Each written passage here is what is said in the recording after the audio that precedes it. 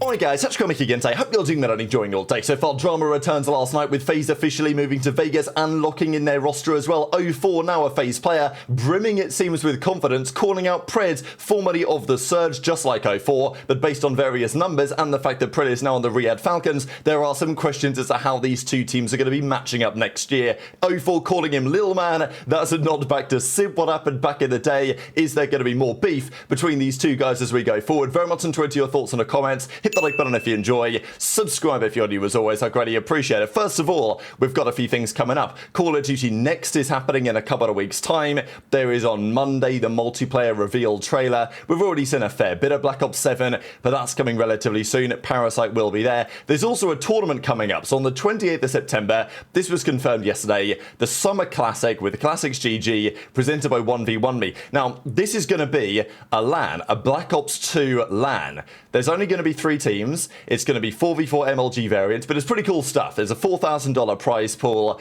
and, well, this is how it's going to be. These are the players. So there are some captains, and then some players to choose from. And yeah, these players, okay, lots of these guys, not exactly like they're around back in Black Ops 2. I know that many people want to see, okay, if Black Ops 2's getting played, they want to see Eggs, Kremp, Clay, whatever. They want to see some of the real OGs play, but this is going to be pretty cool regardless. So anyway, these guys are going to go through, they're going to pick some teams, and, well, what will they come up with? I guess that remains to be seen. Who's going to win? Temp's team, Major Maniac's team, Attach's team, time will tell, but pretty exciting that there's at least something on the horizon. We're expecting maybe Hitch to cook something up. K-Sun says that in October, November, he's got a few ideas, but of course, there are other things right now going on at FaZe that probably need a little bit of care and attention. And speaking of that, if you guys didn't see it yesterday, this was made official last night, FaZe Vegas. Now, the team we knew for some time, but we'll discuss that in a little bit more detail in a second. There was, again, a bit of further drama about the branding, but also the colour scheme, right?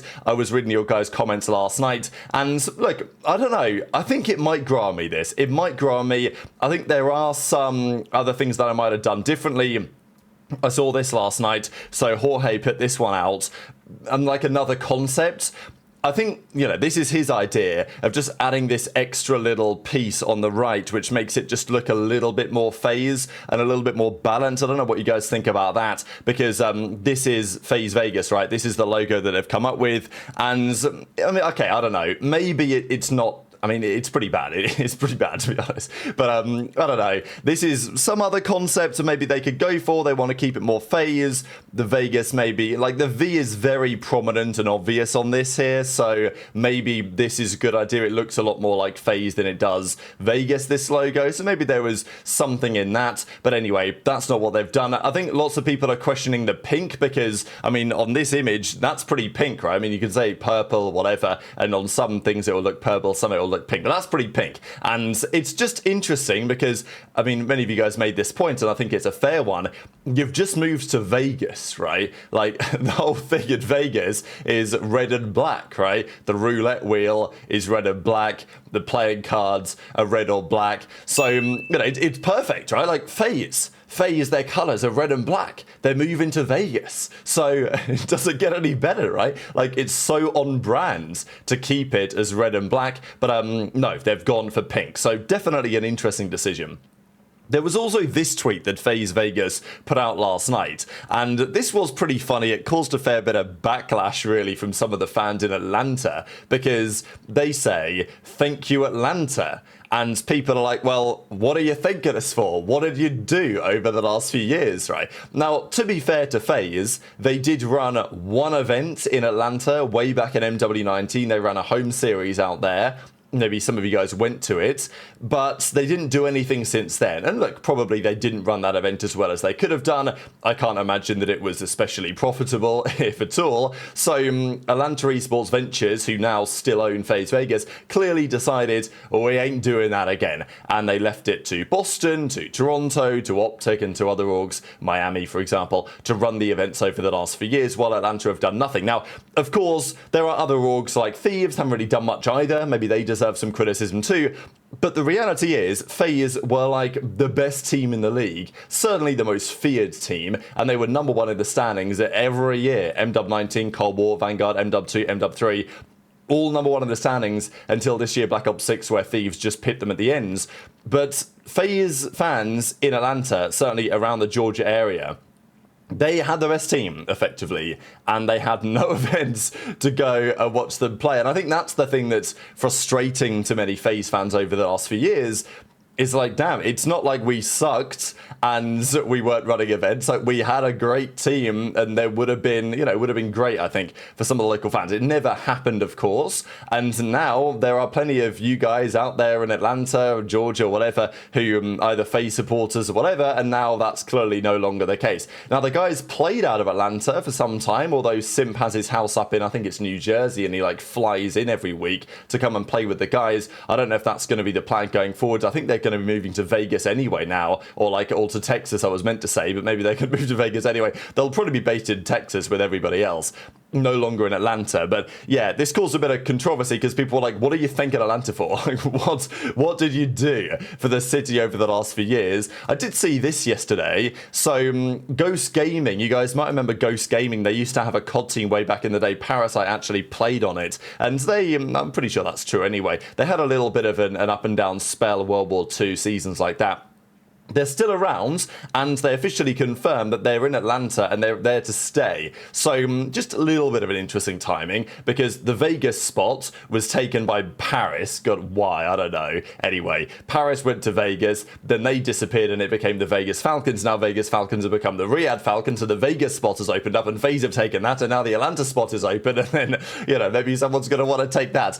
At the end of the day, it's probably not going to be too long until this whole city-based stuff disappears. Tomasi puts out, how are we feeling about the FaZe Vegas branding? And people give their thoughts on it, preferring the original colorway. Well, anyway, I mean, yeah. So let's just leave it there. Let's just leave it right about there and talk about some of the drama with the players who are going to be on the team, right? So Simp, I think, even admits, we sat down with him, Rodney sat down with him, that he's got a fair bit to prove this season. I think, look, at the end of the day, Simp, double world champion, he's achieved an awful lot, but I still feel like Simp wants to show the community that he is that guy, right? Because over the last couple of years, results of big tournaments, it's not quite been the same, right? I think many would say that Shotzzy has now surpassed him in the all-time rankings, which certainly wouldn't have been expected about 18 months ago. So, yeah, Simp's still there, Drazah's still there, that's to be expected, right? But Abuzah in 04, I think especially 04, it's going to be an interesting year for him, because those are quite the shoes to fill, right? You step in alongside Simp, where aBeZy used to sit, and that's quite the tasks to take on. Now, probably going to approach it in a different way to the approach of aBeZy. I don't think he's going to try and copy aBeZy's style or anything. He will play his own style. And I think in Search and Destroy, it could work out very well. But, you know, then again, is 04 going to be the first blood demon that aBeZy was? I mean, aBeZy basically topped the first blood numbers for the last 5-6 years of the league. That's not necessarily going to be the same way now. He's going to take those talents over to the LA Thieves, as our understanding currently is. So how's it going to go for 04? But understandably, these guys are feeling pretty confident. If you are FaZe Abuzah or FaZe 04, you're thinking, damn, I just joined FaZe. I get to play with Simp. I get to play with Drazah. Last year, Abuzah in 04 came very close to winning. They had multiple chances, and unfortunately for them, they fell just short every single time. Maybe this FaZe team, I mean, look, when you team with Simp, you are expecting to win. And there's a remarkable stat about Simp we'll see in a second here, to which 04 gives his response. This is the stat. Abuzah in 04, the number 1 and number 2 winningest players in Vancouver Surge history, who have appeared in all 4 of the last 6 major Grand Finals matches, have officially joined FaZe Vegas. So, yeah, it's interesting because I guess in terms of series wins, Abuzah in 04, given that they've been there for a couple of years and they had good success over those couple of years, have won the most series for that org. I'm guessing this includes the Surge days as well, because obviously Vancouver Surge have only been around a couple of years. If you look at Surge full stop, Seattle Surge, of course their most successful team was when it was Accuracy, Mac, Pred and Sib. They actually won an event, right? Now, of course, 04 and Abuzah came very, very close to winning events, and they won plenty of series in the process, and that team I just mentioned, the Pred Sib team, was remarkably inconsistent. They could literally go from top 12 to first. They did not win a great percentage of series, but they were good enough on their day to win championships, which the Surge team of this most recent season never quite were.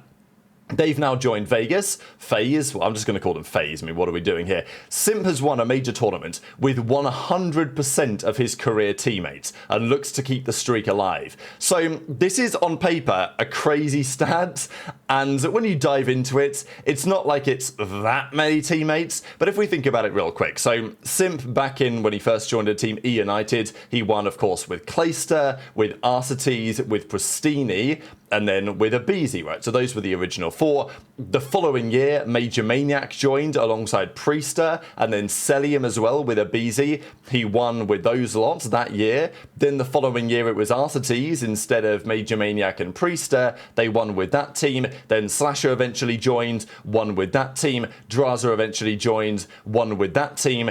And here we are today, right? So in the grand scheme of things, I mean, how many is that, right? So 4 on that team, then an additional 3 on that roster, then, okay, so 7, 8, 9, basically like 9 different teammates, I think. And now there's 2 more guys joining the team as well that will look to win. So, yeah, it's obviously a pretty important record that Simp will want to uphold as well, because there's not any other players, I don't believe, that have a record quite like this. Now, this is when the interesting tweet arrives here from FaZe 04, as he now is. Now, we know that 04's pretty confident guy.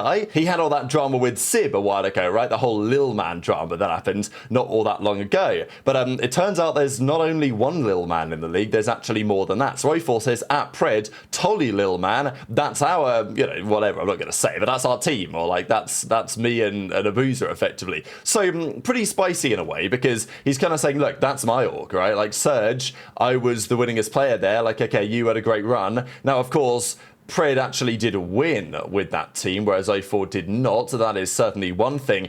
But it is interesting timing, right? Because Pred and Sib, they're no longer teammates, but we know that Pred is on the Falcons, of course, with Cellium, who was just on FaZe. So this does stir up a little bit, because that rivalry next year between FaZe and Riyadh, or like Vegas and Riyadh, whatever, FaZe and Falcons, is already going to be, there's always going to be a little bit of something there anyway, right? Because it's going to be Simp versus Cellium. That's always going to be exciting. And now 04 is starting, it seems, a little bit of beef here with Pred over the state of affairs at Surge. He's like, look, you played for Surge for a little while. Yeah, you're fine. You did a fine job. But we elevated them to the next level, is kind of what 04's saying. And then he throws the Lil Man accusations at him, which is pretty funny, because Sib shrugged off the Lil Man accusations. Well, he didn't shrug it off. He actually got into some serious beef. And then eventually he came back with that tweet to be like, if you ever beat me, I'll chop off the testes, right? Now, that, to my understanding, has never happened. Although he did get beat on land at some point. I think it was at the World Cup last year